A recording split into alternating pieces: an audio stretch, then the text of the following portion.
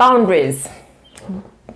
Boundaries would seem to be a very simple concept. After all, we see boundary landmarks all the time and understand them perfectly. Stop. Do not cross. No trespassing. Private property. They all are clear and make sense. Not so?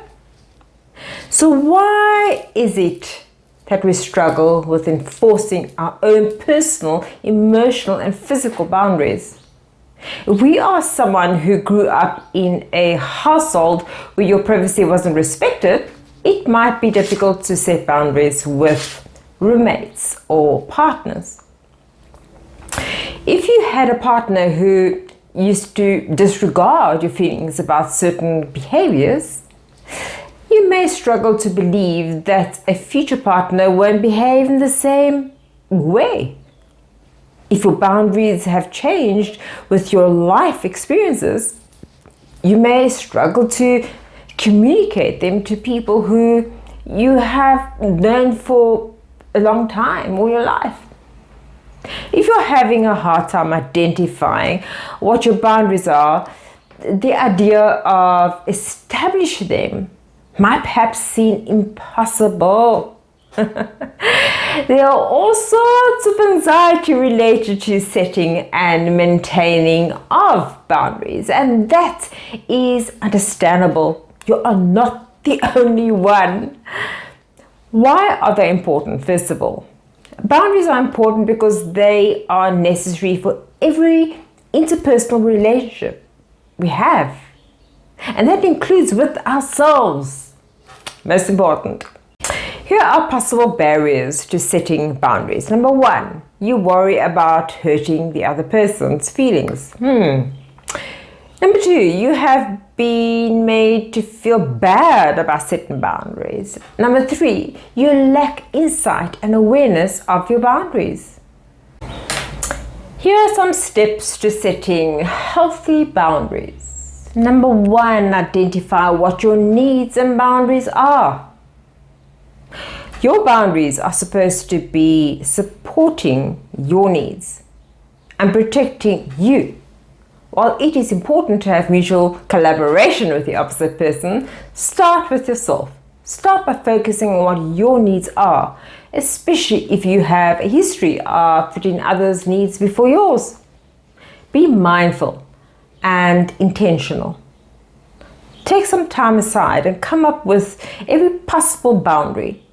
The big ones will come to you quite naturally when you think about them, but it may take time and mindfulness to identify the smaller ones.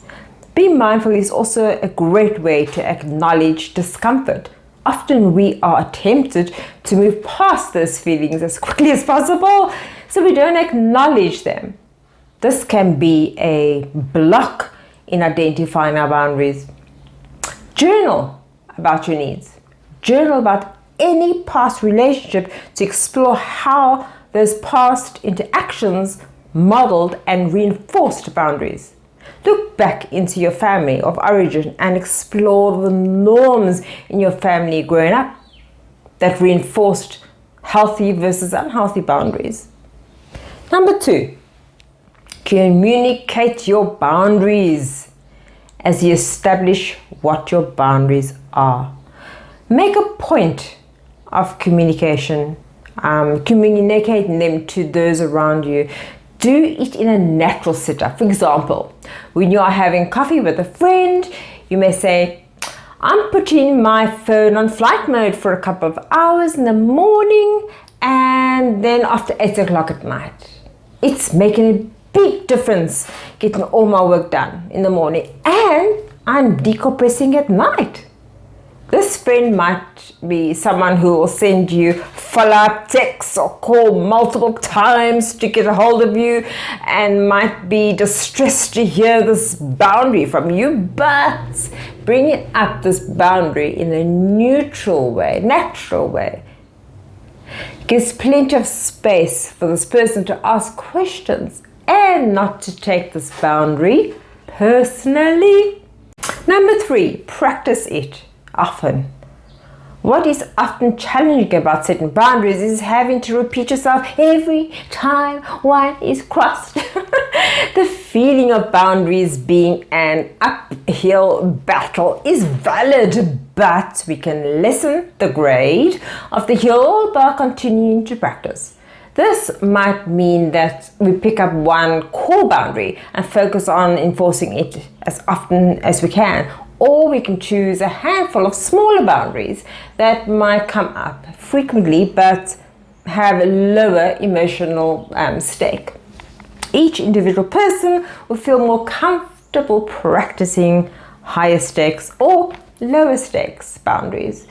It is up to you how you begin and how you prioritize. So as long as you make it a point to keep working. Number 4, acknowledge and allow, endure, tolerate the emotions involved in setting boundaries. A big part of keeping your boundary practice consistent relies on having a tolerance of your emotions, specifically if setting boundaries makes you feel anxious or uncomfortable. Learning to tolerate these emotions is a necessary part of the journey. Just because you feel guilty does not mean you are doing something wrong, especially when those around you want to manipulate you and get you to loosen up your boundaries. You will need to be resilient to withstand those guilt trips. A big part of keeping your boundary practice consistent relies on having a tolerance of your emotions. Specifically, if setting boundaries makes you feel anxious or uncomfortable.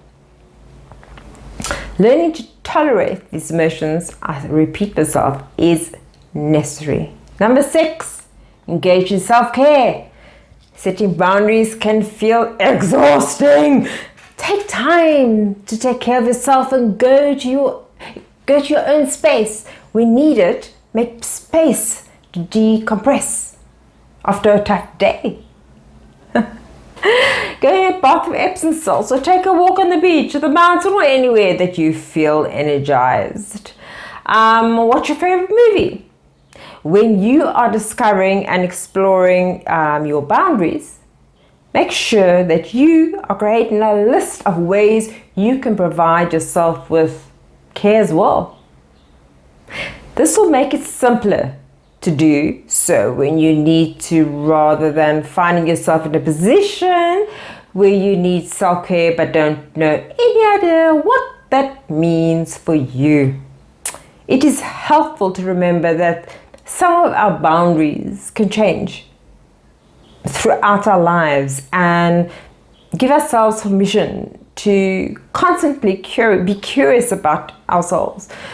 We may want to seek the support of a coach as we proceed our boundaries and work on setting and upholding them. Having a support network is always beneficial. We as humans weren't meant to go it alone. Beginning a new behavior is always tricky. Sticking with a change takes work. Don't be hard on yourself. Revisit your motivation and the tools you have at your disposal regularly and strive for progress, even if it's slow. Remember that boundaries are necessary and that you are not asking too much of anyone to respect them. So that's from me. I covered my lapel mic. Let's start again. This is from me to you, your transformation coach, and be safe and be you.